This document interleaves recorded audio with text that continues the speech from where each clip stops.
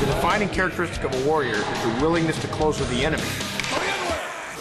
It doesn't really matter what your job is. Everyone will do it. I always want to be able to take care of myself. We don't want to be on the ground. Angles of attack. It's not all about the fighting, it's more of a leadership school.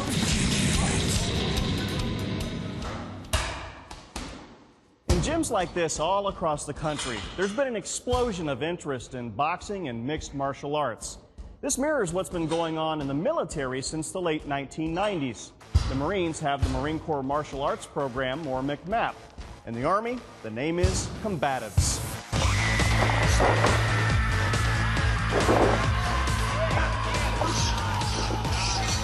Sometimes it looks like a mixed martial arts melee. Sometimes it seems to be a parade ground version of WrestleMania. Other times it looks like a good old-fashioned street brawl. Welcome to the All-Army Combatives Tournament, held every fall at Fort Benning, Georgia. These are the heavyweights. He was a tough guy, you know. Took me a little while to get control of the fight, find out what he was trying to do. Obviously, he was trying to punch me in the face. So, got on top, got control, you know, did what I do. What Sergeant Brandon Sales does, as the old sports cliche goes, crush the opposition. In this case, Staff Sergeant Benzel Vereen from Fort Sill, Oklahoma. The tournament has its share of cheap thrills for the crowd, not to mention the thrill of victory and the agony of defeat. But even the toughest fought bouts end with gestures of sportsmanship. Here, it is about winning and losing. And Fort Riley, Kansas won the 2008 team championship. But beneath the competitive intensity lies the life and death purpose of Army Combatives. People don't realize that, you know, we don't only do it because it's fun and it's great for morale and, you know, it's great competition, but it saves lives over there, you know, every day. Saving lives over there starts in basic training. That's where new soldiers are first introduced to combatives. The elemental moves are called Level 1. The people who come in the Army, they're just citizens. So how do we take the average citizen and inculcate them with that warrior ethos? The training has to be rough, harsh. Basic training is also where competitions begin. The rules are much more restricted in this company tournament than in the All-Army. At Level 1, combatives most closely resembles conventional wrestling, guys grappling on the ground. It does get the adrenaline pumping. You have to imagine what it means to be a warrior. It really comes down to this. The defining characteristic of a warrior is the willingness to close with the enemy. No matter how squared away someone is, what kind of skills they have, if they're not willing to go through that door where they think the bad guys are, they're not a warrior. Simultaneously kicking at the foot. This is level 3 training, and this is a normal day. Every day is different as far as techniques and progression goes, but this is what we do every day. We train soldiers in fighting techniques that we can apply to the battlefield. Level 3 is taught in a 4-week course at the U.S. Army Combative School at Fort Benning, Georgia. For the first time, soldiers are allowed to fight standing up, although the primary strategy is to take your opponent to the ground. Students are also training to be trainers. From here, I'm going to roll into him. A Level 3 certification will permit them to go back to their home units and run battalion-level combatives programs. The full range of combatives incorporates techniques from multiple martial arts, among other combat styles. You have your basic wrestling, you have your basic boxing, kickboxing, sanshou, we do judo, we do kempo, we do jujitsu, we do basic stick fighting. The training is rigorous, with new moves and variations introduced every day. Some exercises are unarmed. Some include weapons, including sticks, rifles, and electrified knives. Even if you're not going hand-to-hand with the combat, it's the mental and physical tools that you gain from it. You learn not to panic in tough situations, learn how to handle yourself and focus in tough situations, and you learn how to get out of them. Students can miss no more than 2 hours of class time. So learning how to fight also means getting used to functioning with assorted bumps, bruises, scrapes, and worse. I've dislocated a couple fingers, it busted up, bruised, black eyes, everything. It's level 3's serious. Got put into a submission hold, tried to work myself out of it, and elbow popped. I got my nose broken last Friday. They told me to duck, and I decided to eat it instead, so it was my fault, but yeah. I'm known for my kickboxing, so they told me when I got out there they wanted me to show my kicks, I guess, and I kicked somebody in the elbow and I fractured my foot in 2 places. It's actually really hard. It's hard to walk, it's hard to push off of and stuff like that, but that's just the way we train, you know. Got to do what you got to do, and I don't want to start all over, so. There's always medical support on site, and careful safety precautions are in place. So the assorted injuries are no more than the inevitable side effect of the training. This isn't a tough man contest. It's physically and mentally strenuous, but the whole point is to increase instructors and combatives in the Army. Ongoing combatives training is now routine throughout the Army, and it's for everybody. Here at Fort Benning, a weekly combatives workout is part of the battalion officers' PT schedule. They drill under the watchful guidance of the instructors. In another quadrant, brigade officers work out. What the Modern Combatives program does is it provides continuous training. It really sets the stage and teaches training methodologies and teaches people how to integrate it within their unit so that the training will continue. Some Level 3 students will be getting to put their certifications to immediate use. I'm doing this training specifically for going to train coalition forces in Afghanistan. To get level 3 certified so I get back and train my guys up, we're getting ready for deployment. I'm going to end up taking a lot of this knowledge to my unit, 162nd, Fort Polk, and initially be the first level 1 instructor for my unit. Combatives can be adapted to a whole range of missions and situations. Airman Joshua Keel is a SEER specialist, SEER standing for Survival, Evasion, Resistance, and Escape.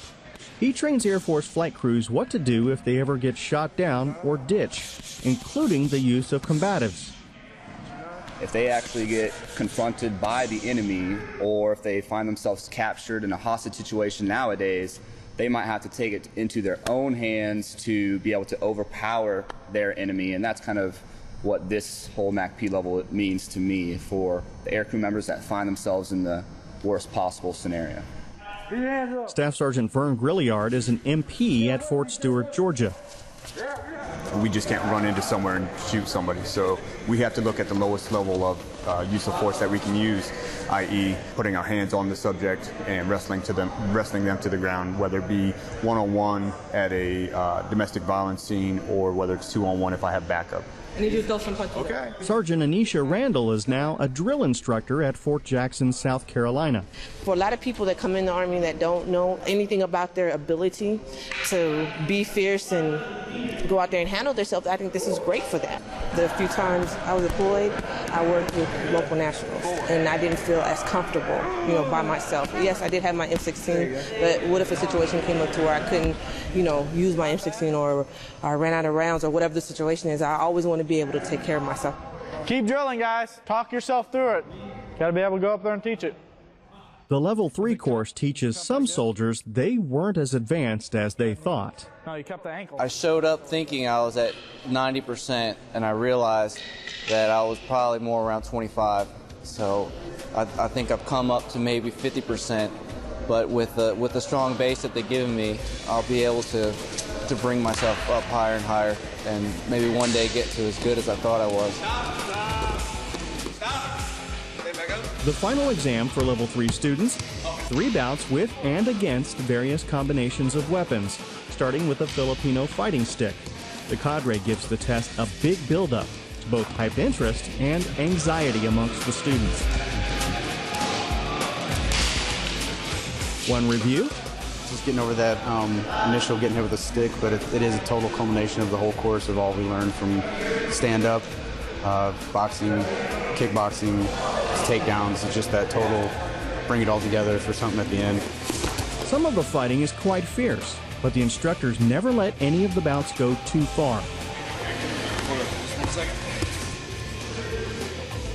Sergeant First Class Maurice Tucker is the elder statesman of this student body.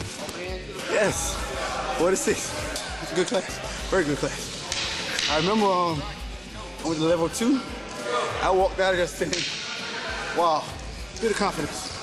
And this is even greater, so it was very rewarding. The students agree.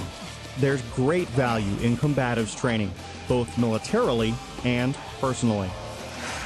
It's been challenging. You get bumps and bruises, but, it's fun.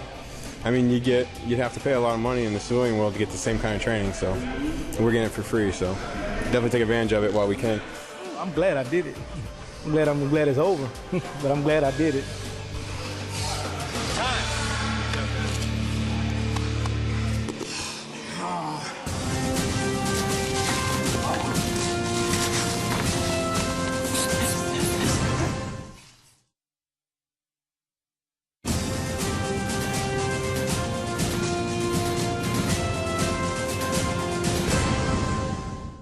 Tied to the techniques, you become a good martial artist.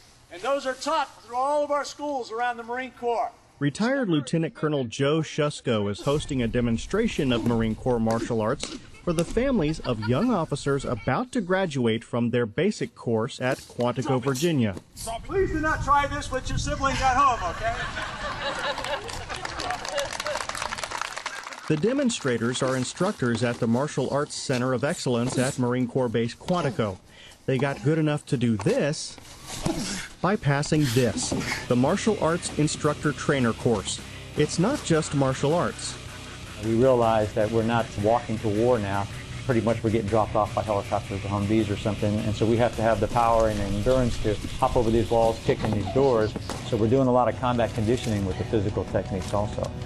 That's one major difference between the way the Army and Marines train their martial arts instructors. At the end of this run, a little PT. All to warm up for this. It's called the Last of the Mohicans, a run through another woods where instructors are lurking, acting as enemy soldiers.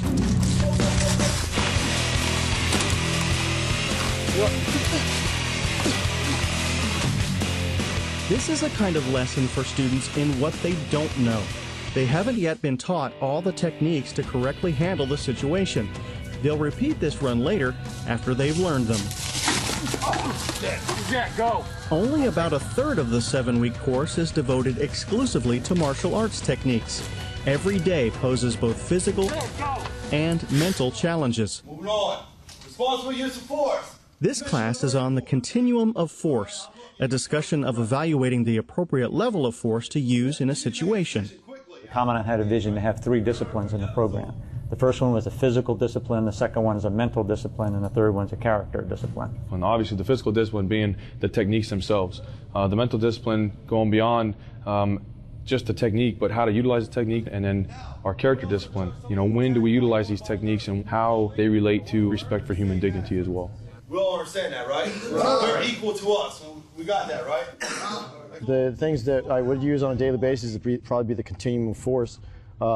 We never want to apply the techniques that we use. We're always trying to de-escalate the situation. There's rules of engagement. It's all about the leadership. When I came here, I was expecting it was just going to be straight fighting, day in and day out. And got here and realized, it's more about developing the whole Marine. What they're trying to instill in us is how to become leaders, because when we go out there, we will be emulated upon by our Marines, because they're going to want to be like us. Go, Phil. Good job. The Marine Corps Martial Arts Program, or MCMAP, uses a belt system like most martial arts. Students have to be at least a green belt, the middle rating, to get into the course. By the time they graduate, they'll become black belts and qualify to train more instructors. They have to demonstrate proficiency in 181 moves to earn that black belt. Like the Army, the Marines incorporate elements of multiple disciplines into their program. There's Taekwondo, there's boxing, there's wrestling, the Ishin-Ryu, Muay Thai. Go, practice. This is a brown belt level exercise in knife techniques. The course also has an exchange program with several countries. 2 British Marine commandos in this class were sent over here to see how the Americans do it. Give them at least 3 follow-on strikes. We don't break it down. We don't break the techniques down as far as these guys break it down. I mean, it's challenging. The physical side of it's certainly challenging.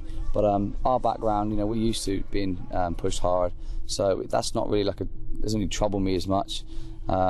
It's just, the challenging thing for me over here is just trying to learn 181 MCMAP techniques in 7 weeks. All right, let's go, get it. Let's go. The training schedule simply calls this Squad Combat Cohesion Exercise. To keep it a mystery for students yet to come, we weren't allowed in. Sounds intense. Across the hall, all right, maybe I don't destroy him using that weakness. A student teaching session. Course instructors evaluate each student's performance. Pretty much common sense. So remember to apply the continuum of force. One of the primary focuses here is you can take anybody and make them hard and make them a good fighter, but if they can't teach anybody, then they're almost worthless. So not only did they teach leadership and fighting skills and unarmed combat skills here, they also teach how to instruct. The students were given assignments the night before to reprise one of the classes in the curriculum, with each responsible for a different subject. So the continuum of force goes from level 1 all the way to level 5. Smart fellows, what's level 5? So it was a little off the hip, but I think I did all right. I just have a few things I need to work on. I need to work on my gain attention and transitions, going between topics. Like I kind of just jumped to the next one. During a break, students planned strategy for the mysterious combat cohesion exercise. For future students, we didn't get to see what happened, but we did get some assurance you can do it. Just start chanting, sing, whatever you need to do. A lot of people like big it up, try and make it out and make it mysterious, and it's like some kind of like impossible test. Pretty much teaches you to work together as a team, and also to be able to fight when you're tired and when it's tough. Students get a chance to use the techniques they've learned in a standing-to-ground sparring session. Because Marines love to be physical, they love to go out there and roll around and do these techniques. It starts with intra-squad sparring, student against student. The object is to take the opponent down and gain a dominant position, and to get back up if taken down. Marines are matched against opponents of about the same physical size when it's possible. They're supposed to go at half speed. If it looks hard, it's only for a split second, then it goes back to soft. And then some people's 50% is different than other people's. Some people's 50% can be pretty intense. Staff Sergeant Adrius Brown is pretty intense himself as he monitors his students. To be honest with you, every day is pretty intense. Honestly, if I'm not intense, they're not going to be intense. They only act the way that we do. If we come out there and we're timid and shy, they're going to do the same exact thing. Timid and shy is not much in evidence in this gym. Sometimes the students spar with instructors. We'll get in with the students and we'll try and work the techniques, let them work on us, and hopefully try and push them a little bit. If we see where their level's at, we'll take it down to their level. If it's a little better, we'll take it up a little bit.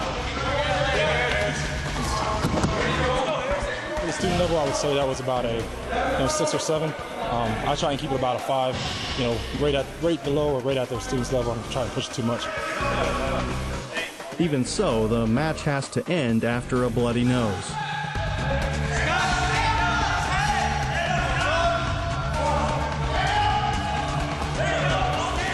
The session progresses to squad against squad matches.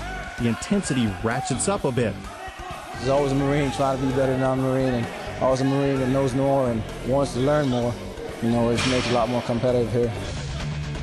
All members of a losing squad have to do 10 burpees, push-ups combined with a vertical jump.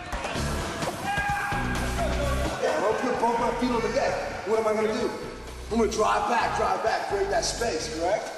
Now you guys started to implement that. All sessions end with some kind of tie-in. It can be a historical lesson or behavior advice or a discussion of what's just gone on. The junior leaders of the Marine Corps are being brought along, ready to step up and basically attain more responsibility. So that's what they're learning, so that's what we're here for. It's a great course. It's not all about what you see here, the fighting is more of a leadership school. So, it really teaches Marines how to become better leaders in combat, all around, whether it be Marine or civilian. It just makes them better all around.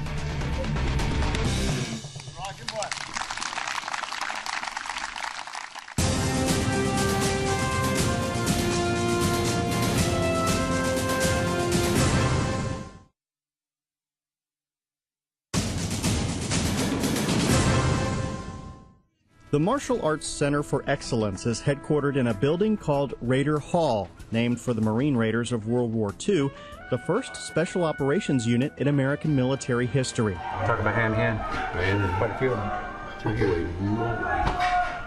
That's combat right there. The headquarters houses a small museum with memorabilia from the Raiders' legendary battle record in the South Pacific.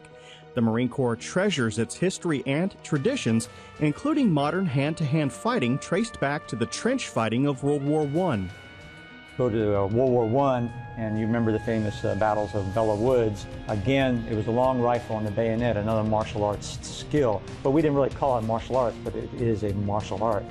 Bayonets were again the basis for most hand-to-hand training in World War II. But the Marine Raiders introduced a new wrinkle: martial arts and the use of improvised weapons. Young Marines being introduced to the Marine Corps martial arts program today are taught many of the same techniques employed by the Raiders. The MCMAP system was ordered up by General James Jones when he was Commandant in 1999, inspired by the fearsome reputation of Republic of Korea Marines in Vietnam. They were reputed to all be black belts in Taekwondo, and they wore a distinctive uniform. Well, he remembered that and said, by golly, we're all different, so we're going to wear a different uniform. And then also, because of his experiences, he wanted folks to know that if you tangle with a Marine, they're all going to be martial artists also.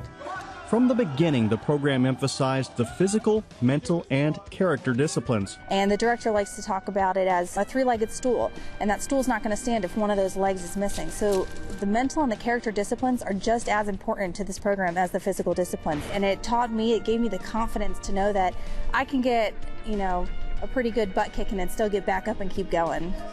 Lieutenant Colonel Joe Shusko knows the teaching is paying off in the war zones. There's not very many months that go by that we don't get an email or something from a commander that says, the character of our young Marines on making a decision in regards to killing or not killing, or making a decision on a split notice is basically a wonderful thing to see, and they're equating that to what they're being taught with our core values in the character discipline of our program.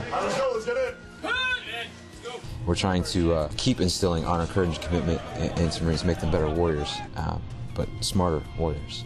Not just, obviously I'm not that big, but I like to think of myself as somewhat an intelligent warrior. If you have a PFC come in the Marine Corps and he spends 4 years in the MCMAP system, hopefully we can return a better human being to the civilian world than when we got him. 198,000 of 200,000 Marines in the Corps have received MCMAP training. Every infantry Marine is now required to become a green belt. Everyone else is required to be at least a gray belt, the second level in the MCMAP system. And it's for the entire Marine Corps. It doesn't matter if you're an aviator or you're a female or male. It doesn't really matter what your job is. Everyone will do it. The Marines used a top-down approach to create the MCMAP program. In the Army, it was bottom-up. Especially on a battlefield, most fights end up being grappling. Whether that be standing or ground is inconsequential. Matt Larson became director of the Army Combatives program after he retired from active duty. But in 1995, he was a Ranger squad leader ordered to reinvigorate the hand-to-hand training program.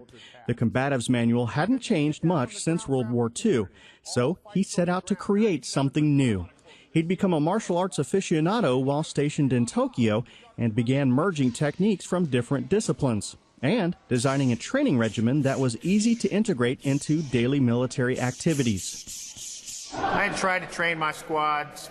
I was a squad leader for many years. I tried to train them in some of the other methods, striking skills, etc. But once I started teaching them from the ground up, grappling based first, I knew immediately that it was going to grow. So every time you're letting your hands down like that, you're giving them an angle. So bring your hands back up to the center. Oh, that's good.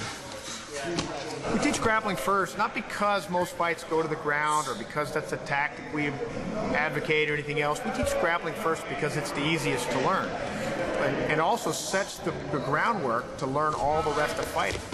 Larson's teaching approach spread from squad to company to battalion.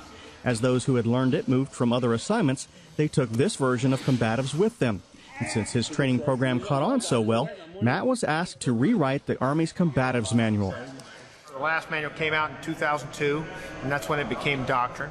He also began to develop Train the Trainer programs. While many different techniques are taught, the core of the program is a simple, common-sense approach. Use what works. Take a typical fight. If that guy's trying to pummel me with his fist, if I tackle him, well, then his plan's over.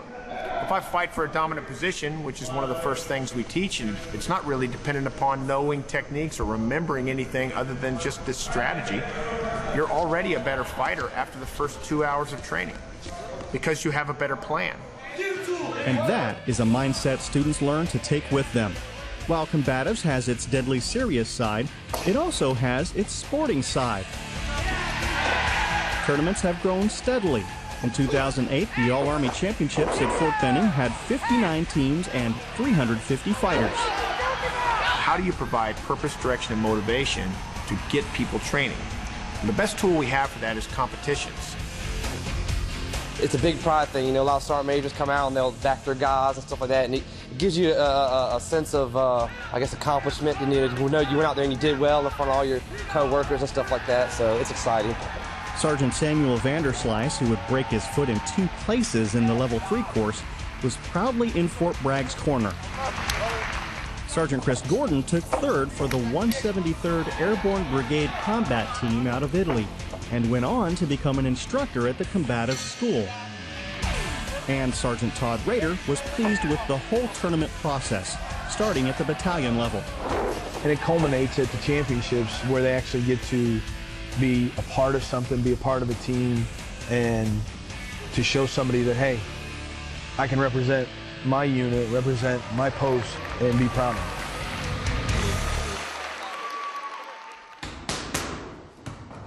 The tournaments may be outlets for competitiveness, but at their heart, they reflect life and death combat skills. All of the services have interest in mixed martial arts and close combat. That's especially true for infantry units. Not surprisingly, the Army and Marine Corps have developed very different but effective ways to grow the warrior ethos.